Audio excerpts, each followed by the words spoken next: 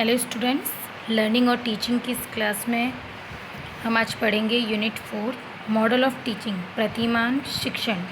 इसमें हम अपना टॉपिक पढ़ रहे थे डोनाल्ड का सूचना संप्रेषण प्रतिमान।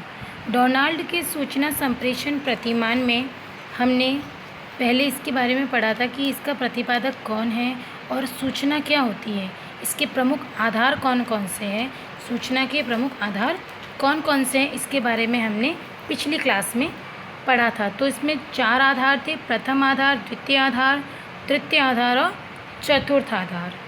तो आगे हम इसमें पढ़ेंगे आज सूचना संप्रेषण, इसी टॉपिक में सूचना संप्रेषण प्रतिमान की प्रक्रिया के बारे में। यह है वो आधार, प्रथम आधार, द्वितीय आधार, तृतीय आधार जो हम पढ़ रहे थे। पहला क्या है, सोचने की प्रक्रिया, दूसरा समस्या समाधान, तीसरा नवीन अवधारणा को जन्म देना और चौथा है किसी तथ्य की जांच परख कर उसको स्वीकार करना। तो ये हम पढ़ चुके थे। अब हम आज इसके बारे में देखेंगे सूचना संप्रेषण प्रक्रिया की, जो प्रतिमान की जो प्रक्रिया है उसके बारे में पढ़ेंगे। तो उसकी सूचना संप्रेषण प्रतिमान की प्रक्रिया संवेदी अभिलेख। पहला क्या है इसमें, संवेदी अभिलेख। संवेदी अभिलेख क्या होते हैं? संवेदी अभिलेख वे होते हैं जिसमें मानव मस्तिष्क की इकाई में सामान्य रूप से सूचनाओं को क्या करके रखना पड़ता है, संग्रहित करके रखना पड़ता है। तो मानव मस्तिष्क की जो इकाई है उसमें सूचनाओं का संग्रह होता है। दूसरा है अल्पकालीन अभिलेख। वे अभिलेख जिसके अंतर्गत सूचनाएं मस्तिष्क द्वारा प्राप्त की जाती है, विश्लेषण करते हुए आवश्यक सूचनाओं को क्या किया जाता है, दीर्घकालीन स्मृति के लिए सुरक्षित रखा जाता है। कुछ स्मृतियाँ ऐसी होती है जो अपने मस्तिष्क में अल्पकालीन समय के लिए संचित रहती है और कुछ दीर्घकालीन अवधि के लिए संचित रहती है। तो अल्पकालीन वे होती है जो कम समय के लिए हमारे माइंड में संचित रहती है और दीर्घकालीन वो होती है जो हमारे मस्तिष्क में लंबे समय तक संचित रहती है। तो ये 2 बातें समझ में आ गई आपको। संवेदी अभिलेख क्या होते हैं? संवेदी अभिलेख वे होते हैं जो मानव मस्तिष्क ग्रहण करता है जिन सूचनाओं को, वो होते हैं संवेदी अभिलेख सामान्य रूप से। फिर दूसरा है अल्पकालीन, जो आपने ग्रहण किया है वो आपके मानव मस्तिष्क में किस काल की अवधि तक संग्रहित रह सकता है, सूचनाएं हम वापस कब तक इन्हें ले सकते हैं, वो है अल्पकालीन स्मृति। यानी आपकी स्मृति में धारण क्षमताएं कितनी है, कितनी देर तक उस मतलब कितने दिनों तक या कितने समय तक वो संचित रहती है। अगला है दीर्घकालीन अभिलेख, यानी जो मस्तिष्क की संपूर्ण इकाइयाँ होती हैं उनमें भविष्य के लिए आपने उपयोगी व आवश्यक समझी जिन वस्तुओं को आपने कितनी देर तक संचित रखा है, जिन सूचनाओं को आपके लिए उपयोगी है, कितने समय तक आपने उनको अपनी स्मृति में बनाए रखा है। तो ये होती है दीर्घकालीन स्मृति। आगे है इसमें सूचना संप्रेषण प्रतिमान की शैक्षिक उपयोगिता। सूचना संप्रेषण प्रतिमान की क्या है, शैक्षिक उपयोग, मतलब इसे शिक्षा में क्या उपयोग है। शिक्षा में तो काफ़ी उपयोग है। आप अगर आपको पढ़ाया जाए कोई भी सूचना, आपको अगर लंबे समय तक आप अपनी स्मृति में नहीं बनाए रखोगे तो आप उसका मूल्यांकन कैसे करोगे। आपके लिए तो आपका शिक्षा में तो इसका बहुत महत्व है। शिक्षा में तो इसको संग्रहित करके हमें रखना ही है। छात्रों का ध्यान प्राप्त करना, यानी सामान्य रूप से पहला पॉइंट क्या है इसमें, छात्रों का ध्यान प्राप्त करना। सामान्य रूप से जब हम किसी प्रकरण को प्रारंभ करते हैं तो उसके प्रति बच्चों का आकर्षण होना आवश्यक है। यानी बच्चे जब तक आपके उस विषय वस्तु को ध्यान से नहीं सुनेंगे, ध्यान से उसकी विषय वस्तु की ओर आकर्षित नहीं होंगे, जब तक वो बच्चा कुछ नहीं सीख पाएगा। बालक को, छोटे छोटे बच्चों को जब हम कुछ कहते हैं तो एक कहानी भी सुनाते हैं तो उसके हाव भाव प्रकट करने पड़ते हैं कि शेर आया जंगल में, उसने ये किया वो। तो उस हाव भाव से आप समझाओगे तो बच्चों को ज़्यादा आकर्षक और ज़्यादा प्रभावी वाणी में आप बोलोगे ना उसी स्टाइल में, तो बच्चों को ज़्यादा समझ में आएगा। तो छात्रों का ध्यान प्राप्त करने के लिए सूचना संप्रेषण प्रतिमान की आवश्यकता होती है। ये उसके लिए बहुत ज़्यादा उपयोगी है। यानी जो आप नवीन वस्तु उसके सामने पेश करोगे उसका उसी हिसाब से आपको प्रकरण को बोलना है, प्रावणी का प्रभावित होना है। तो ये जो सूचना आप देने जा रहे हो, बच्चों को जो समझाने जा रहे हो, वो आपको समझाना, ध्यान प्राप्त करना बहुत आवश्यक है बच्चों का। दूसरा पॉइंट है मस्तिष्क को पूर्व ज्ञान से संबंध करना। यानी बालक का जो मस्तिष्क है उसमें कितना पूर्व ज्ञान है, उसके अंदर कितनी सूचनाएं पहले से संग्रहित है, इसका पता लगाना आवश्यक है।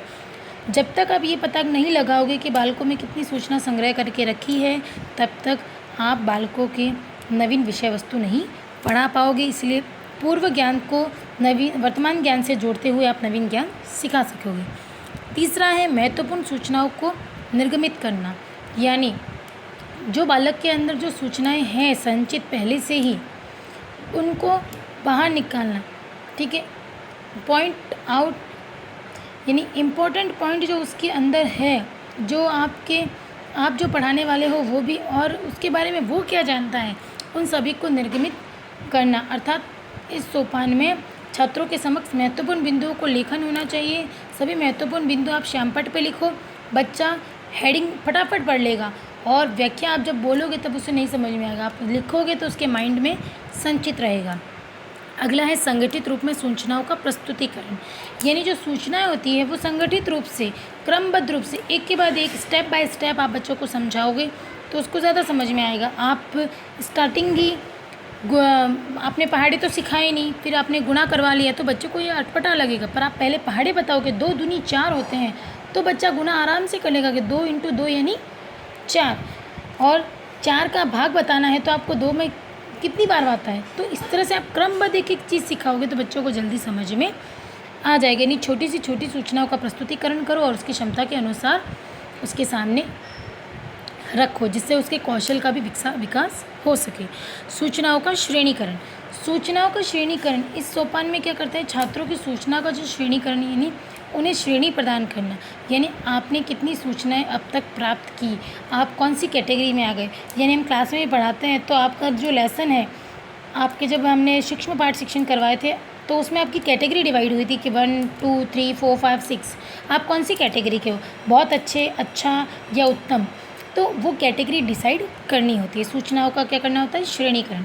नवीन सूचना की व्याख्या करने के अवसर, जो नवीन सूचनाएं हैं उसकी व्याख्या करना, यानी छात्रों को जो नवीन सूचना या नवीन ज्ञान देने की स्थिति में सभी नवीन सूचनाओं को उसके सामने सरल तरीके से प्रकट किया जाए, जिससे वो आसानी से समझ पाए।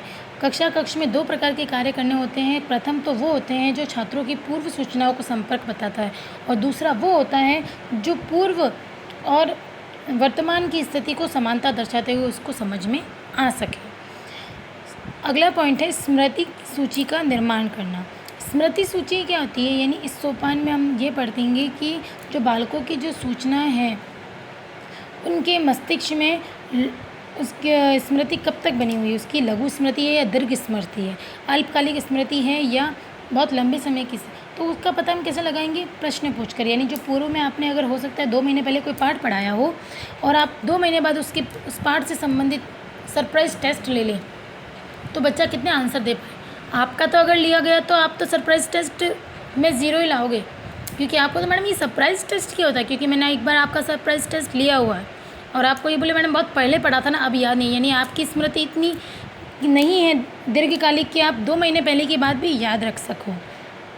ठीक है, तो अपनी स्मृति को थोड़ा सा संचय बनाओ। अगला है अधिगम की पुनरावृत्ति, यानी सामान्य रूप से बालकों को जो अधिगम दिया जाता है, उस छात्र को जो पढ़ाया जाता है उसकी बार बार पुनरावृत्ति किए जाए। यानी बच्चों को अगर जोड़ घटाना भी सिखाया जाए तो उसको बार बार दोहराया जाए कि इस तरह से ऐसे, तो इससे क्या बच्चा भूलता नहीं और अभ्यास से निरंतर वो सीखता रहता है। उसकी पुनरावृत्ति आवश्यक है, जिससे दीर्घकालिक तक उसकी स्मृति में बना रहे। अधिगम सामग्री को कौशल के रूप में विकसित करना, जो अधिगम सामग्री है उसको कौशल के रूप में विकसित करना, यानी ऐसा कौशल विकसित करना जिसमें बालक को ज्ञान, छात्रों को ज्ञान प्राप्त हो सके, वह प्रयोग के द्वारा अपना ज्ञान प्राप्त कर सके। जैसे छात्र वजन संबंधी ज्ञान कैसे प्राप्त करेगा, यानी आपने उसके हाथ में कुछ वजन वाली वस्तुएं थमा दी और उसको बोल दिया कि इसमें कितना ज़्यादा वजन है और इसमें कितना, तो आप फिर उसका माप करो और उसको बताओ कि इसमें वज़न अधिक है और इसमें वज़न कम है। तो कुछ ऐसी प्रयोग वाली घटनाएं भी बताओ जिससे बच्चा समझ सके। तो ये जो सूचना संप्रेषण प्रतिमान है, सूचना संप्रेषण यानी सूचनाओं का आदान प्रदान करते हुए बच्चों को ज्ञान ग्रहण करवाना। अब इसमें क्या होता है, बालक एक प्रतिमान ऐसा कि आप बोल रहे हो, आप इस तरह से उसे ज्ञान दो कि आप स्वयं उसके लिए मॉडल बन जाओ। उसे किसी भी विषय वस्तु की आवश्यकता न हो, यानी आपका बोलना, आपके प्रभावी ढंग से उसे समझाना, आपका कहानी कथन करना, आपका नाटक पेश करना, वह भी उसके लिए क्या है, प्रतिमान। ये सारे पॉइंट जो है शिक्षा में उपयोगी से संबंधित थे कि सूचना संप्रेषण का शिक्षा में क्या उपयोग है। डोनाल्ड के सूचना संक्रिया प्रतिमान के बाद हम आगे बढ़ेंगे। अगला पॉइंट जो हमारा है, जो हम शिक्षण प्रतिमान के प्रकारों में हमने 4 पॉइंट देखे थे। रिचर्ड सचमैन का पृच्छा प्रतिमान, ग्लेशियर का बुनियादी शिक्षण प्रतिमान और डोनाल्ड का सूचना संप्रेषण प्रतिमान। अब चौथा है हमारा प्रत्यय निष्पत्ति प्रतिमान।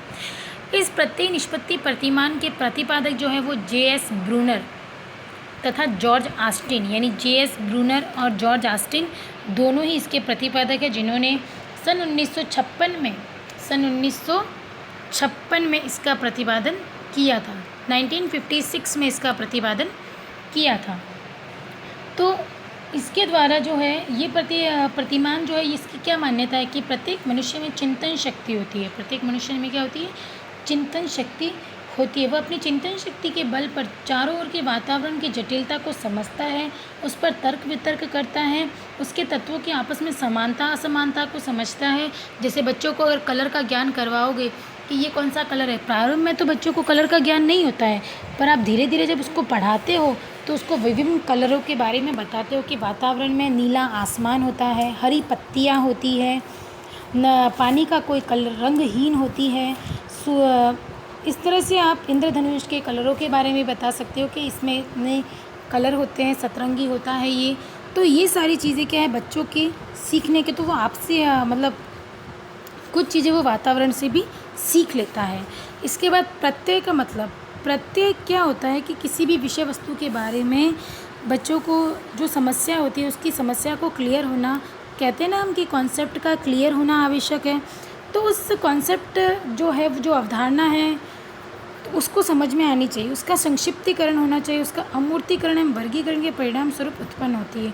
यानी जो अमूर्त वस्तुएं हैं, मूर्त वस्तुएं हैं, अमूर्तीकरण से मूर्त की ओर ले जाना उसे, यानी जिसका कोई कलर, जिसके बारे में कोई ज्ञान नहीं है, अमूर्त है वो, उसको हम मूर्त रूप देते हैं जिससे बच्चों को समझ में जल्दी आए। उसका संक्षिप्तीकरण करते हैं विशेष समस्या का, तो उसको जल्दी समझ में आ सके। प्रत्यय क्या होता है, एक कॉन्सेप्ट होता है। तो ये प्रतिमान जो हमारा ये है प्रत्यय निष्पत्ति प्रतिमान, कॉन्सेप्ट अटेनमेंट मॉडल।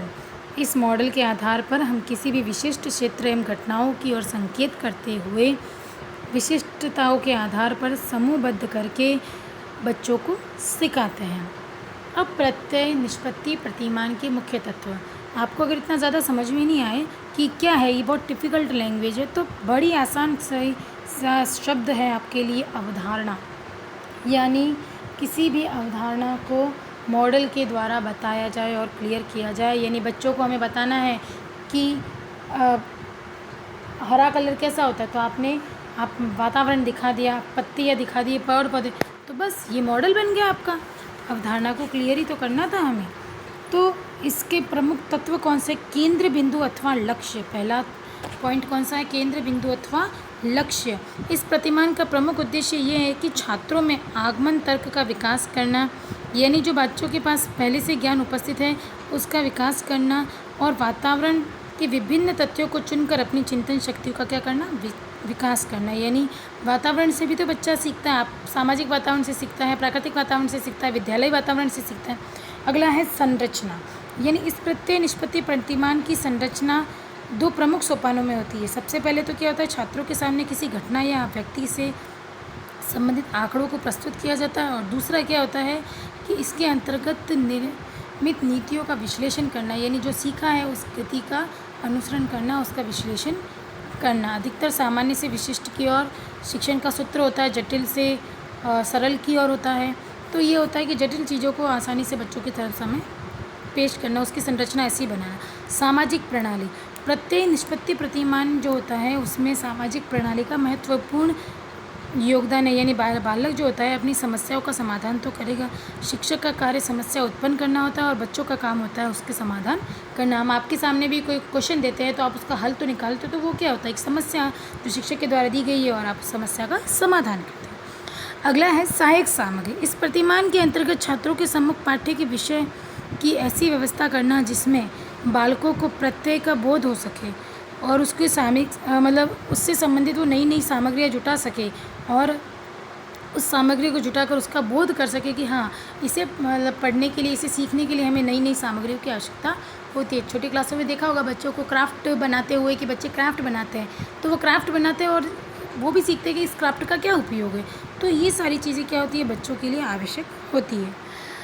तो इसमें इसके बाद हम पढ़ेंगे कि प्रत्यय निष्पत्ति प्रतिमान के प्रमुख तत्वों के बाद हमारा प्रत्यय निष्पत्ति प्रतिमान का उपयोग, यानी इस प्रत्यय निष्पत्ति प्रतिमान का क्या उपयोग है। ज्ञान के विश्लेषण में उपयोगी, यानी ये जो प्रतिमान है वो ज्ञान के विश्लेषण में उपयोगी है। ज्ञान इससे बढ़ता है, हम ज्ञान के विश्लेषण कर सकते हैं, इसको मतलब अलग अलग टुकड़ों में सूक्ष्म से सूक्ष्म रूप में विभाजित करके पढ़ सकते हैं। भाषा शिक्षण में यह उपयोगी है, यानी भाषा का भी ज्ञान हो सकता है हमें। ये गणित शिक्षण में आवश्यक है, यानी गणित के आधारभूत जो सिद्धांत है उनको पढ़ाने में सहायक होता है। अधिगम अंतरण में सहायक होता है, यानी अधिगम अंतरण यानी ट्रांसफ़र, यानी अधिगम का जो क्या होता है स्थानांतरण होता है, उसे अंतरण कहते हैं। तो हमारा एक पूर्व में सीखा हुआ ज्ञान अगले सीखे हुए ज्ञान में सहायक होता है। इस प्रतिमान से हमें क्या है कि विभिन्न क्षेत्रों का भी ज्ञान होता है, विभिन्न नए नए क्षेत्रों को पढ़ने का अवसर प्रदान होता है, नए नए निर्माण के अवसर प्रदान होते हैं। तो ये प्रतिमान जो होता है नई नई चीज़ों को सीखने के लिए उपयोगी है।